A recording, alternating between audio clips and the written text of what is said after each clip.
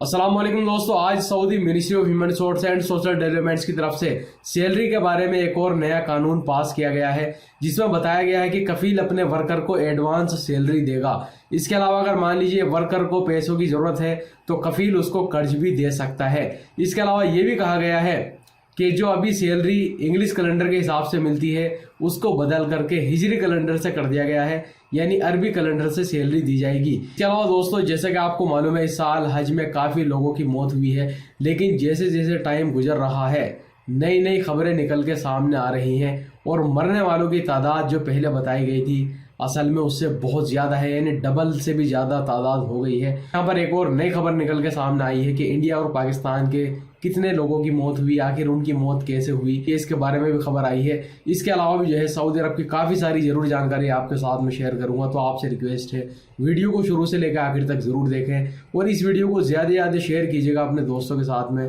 ताकि उनको भी इसके बारे में जानकारी मिल सके। तो सबसे पहले आपको बताना चाहूंगा, जैसे कि आपको मालूम है सऊदी अरब के अंदर इस साल काफी लोगों की मौत हुई है। तो पहले जो खबर आई थी उसमें यह बताया गया था कि सिर्फ 577 लोगों की मौत हुई है, लेकिन आज जो खबर आई है उसमें आप देख सकते हैं जिसमें बताया गया है कि असल में मरने वालों की तादाद 1000 से भी ज्यादा हो गई है,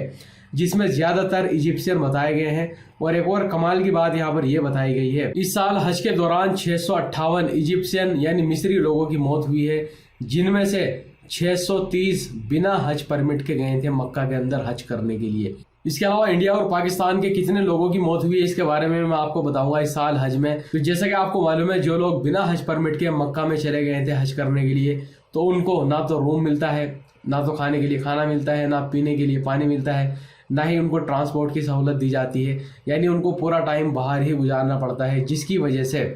इतनी ज्यादा यहाँ पर मौत हुई है। यानी 658 मिस्री लोगों में से 630 ऐसे लोग थे जिनके पास में हज परमिट ही नहीं था, तो हीट वेव की वजह से, ज्यादा गर्मी पड़ने की वजह से उनकी मौत हुई है। आप यहाँ पर देख सकते हैं कि इस साल इंडिया के भी लगभग 1,75,000 के लगभग लोग आए थे, इनमें से 98 लोगों की मौत हुई है। और यहाँ पर कहा गया है कि ये नेचुरल इनकी मौत हुई है, यानी ऐसा नहीं है कि इनके पास में हज परमिट नहीं था और इनको जो है ज़्यादा गर्मी लग गई, बाहर ये रह रहे थे इस वजह से मौत हुई है, बल्कि यहाँ पर कहा गया है कि उनकी ज़्यादा उम्र थी या कोई और उनको बीमारी थी इस वजह से मौत हुई है। और लगभग 6 लोगों की अरफात के टाइम पर मौत हुई है। तो वो तो आपको मालूम है अरफात के टाइम पर, यानी गर्मी की वजह से, क्योंकि बाहर जो है लोग बैठते हैं अपना टाइम गुजारते हैं अरफात वाले दिन में, तो हो सकता है कि वो गर्मी की वजह से उनकी मौत हुई हो, लेकिन ऐसा नहीं है कि उनके पास में हज परमिट नहीं था और वो बाहर जो है गुजार रहे थे टाइम और उनकी मौत हो गई हो। इसके अलावा पाकिस्तान से इस साल लगभग 1,50,000 हाजी आए थे, जिनमें से 18 की मौत हुई है। और इंडोनेशिया से 2,40,000 के लगभग हाजी आए थे, जिनमें से 183 लोगों की मौत हुई है। और देखिए इंडिया, पाकिस्तान, इंडोनेशिया या इसके अलावा कुछ और कंट्री थी, वहाँ के लोगों की जो मौत हुई है वो नेचुरल यानी बताया गया है, उनको कोई पहले से कोई बीमारी थी या ज्यादा उम्र थी इस वजह से उनकी मौत हुई है। इसके अलावा दोस्तों Saudi ministry of human resource and social developments की तरफ से और अल मुसनद प्लेटफॉर्म की तरफ से एक बहुत ही जरूरी जानकारी आई है। एक नया कानून पास किया गया है जिसमें गैर मुल्की लोगों का काफी फायदा होने वाला है, यानी जो लोग डोमेस्टिक कैटेगरी के अंदर काम करते हैं जैसे फैमिली ड्राइवर, खद्दामा या चौकीदार वगैरह। तो आप यहाँ पर देख सकते हैं, पहली बात तो यहाँ पर यही बताई गई है कि 1 जुलाई 2024 से डिजिटल वॉलेट के जरिए डोमेस्टिक वर्कर की सैलरी उनको दी जाएगी, यानी अल मुसनद प्लेटफॉर्म में पहले जो कफील होगा वो सैलरी उनकी ट्रांसफर करेगा, उसके बाद उनके बैंक अकाउंट में ट्रांसफर की जाएगी। लेकिन यहाँ पर और जो नया कानून बनाया गया है उसके बारे में आप यहाँ पर देख सकते हैं, जिसमें कहा गया है कि पहले जो है क्या होता था कि इंग्लिश कैलेंडर के हिसाब से सैलरी दी जाती थी और अब जो है वो हिजरी कैलेंडर यानी अरबिक कैलेंडर के हिसाब से सैलरी दी जाएगी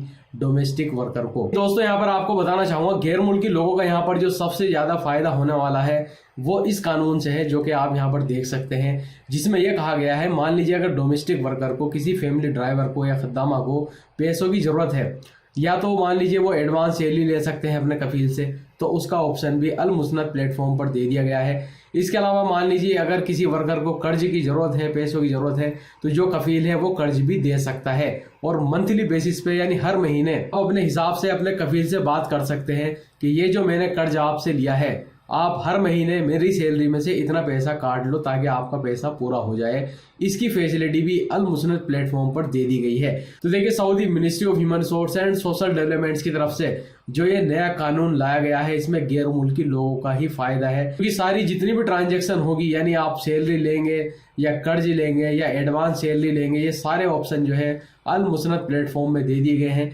जो कफील है वो भी आराम से आपको पैसा दे देगा और आप भी अपने कफील से ले सकते हैं। इसमें कोई धोखाधड़ी वाली कोई बात नहीं होगी, क्योंकि सारा जो डाटा होगा, जो ट्रांजैक्शन होंगी, वो अल मुसनद प्लेटफॉर्म पर मौजूद होंगी, यानी गवर्नमेंट की नज़र में होंगी कि आपने कितना कर्ज अपने कफील से लिया है, क्या आपने एडवांस सैलरी ली है उससे, या कोई और मसला आपका चल रहा है कफील के साथ में। सारी चीज़ें अल मुसनद प्लेटफॉर्म पर देखी जा सकती हैं। इसके अलावा दोस्तों, ताइफ के अंदर 3 पाकिस्तानी लोगों को गिरफ्तार किया गया है। जब उनकी गाड़ी को रोका और गाड़ी को चेक किया गया तो उसके अंदर से भारी मात्रा में नशा करने वाला पदार्थ मिला है, उसको भी जब्त कर लिया है। इसके अलावा दोस्तों, सऊदी अरब के अंदर एक वकील हैं जियाद अल शालान, उनसे एक सवाल पूछा गया था और आपने अक्सर जो है अभी देखा होगा सऊदी अरब के अंदर काफ़ी लोग शॉर्ट पहन के जो है निकलते हैं बाहर मार्केट में, पार्क में। तो इसी के बारे में एक सवाल पूछा गया था, क्या शॉर्ट पहन करके पब्लिक प्लेस में, मस्जिद में या गवर्नमेंट सेक्टर में जो है जा सकते हैं या नहीं जा सकते। तो आप यहाँ पर देख सकते हैं उनकी तरफ से बताया गया है, अगर जो भी आप शॉर्ट पहन रहे हैं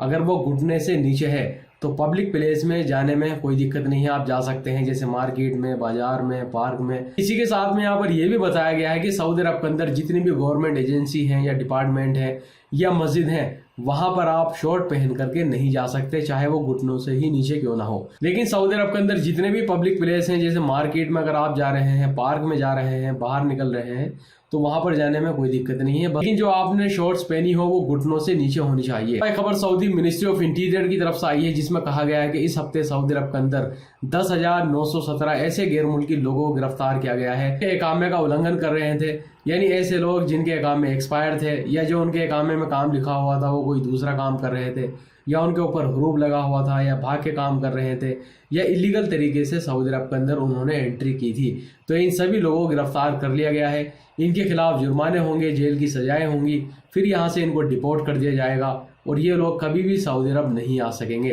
तो ये कुछ ज़रूरी जानकारी आई थी, कुछ ज़रूरी खबरें थी, मैंने आपके साथ में शेयर कर दी। उम्मीद है वीडियो आपको पसंद आई होगी। इस वीडियो को ज़्यादा से ज़्यादा शेयर कीजिएगा अपने दोस्तों के साथ में। अगर आपका कोई भी सवाल है तो कमेंट कर सकते हैं। वीडियो देखने के लिए बहुत बहुत शुक्रिया।